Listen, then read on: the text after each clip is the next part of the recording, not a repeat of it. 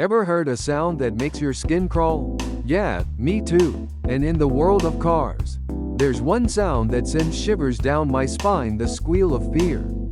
That's right, the high-pitched, metallic screech. That happens every time you hit the brakes. It's the sound your car makes when it's desperately trying to tell you something. And trust me, it's usually not good at all. So, what exactly is this terrifying squeal? Well, it's the sound of your brake pads crying out for help. They're worn down, and now metal is grinding against metal.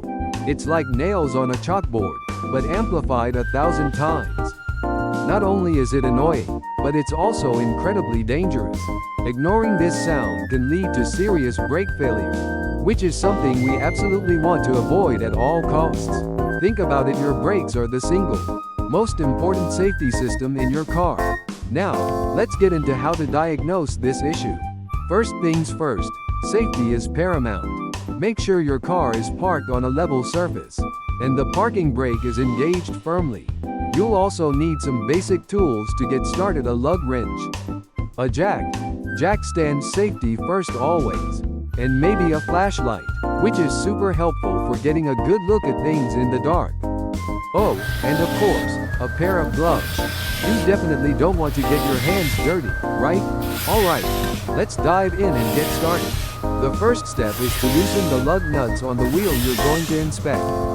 Don't take them all the way off just yet, just loosen them a bit. This makes the next step a little easier. Then, carefully use your jack to lift the car, making sure you place it in a designated jacking point.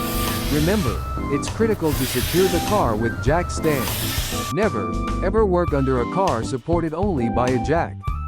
That's just asking for trouble, and frankly, it's not worth the risk, not even for a second. Once the car is safely in the air and firmly supported by the jack stands, you can fully remove the lug nuts and carefully take the wheel off, exposing the brakes.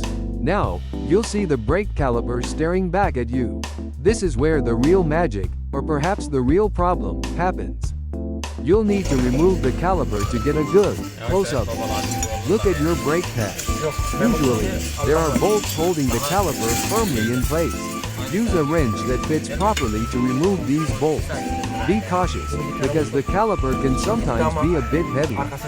Once you have unbolted the caliper, you should be able to carefully slide it off the rotor. Then, you can slide the brake pads out. And this is the moment of truth, where everything will be revealed.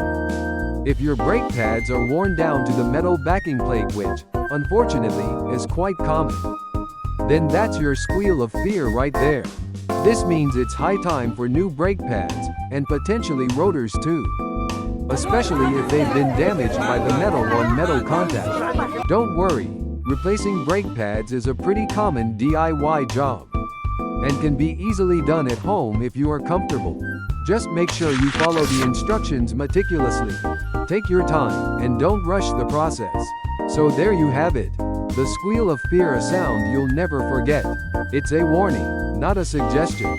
Listen to your car, address the issue promptly, and keep yourself safe and sound on the road. And hey, maybe invest in some good quality noise-canceling headphones for those extra terrifying squeals, just in case.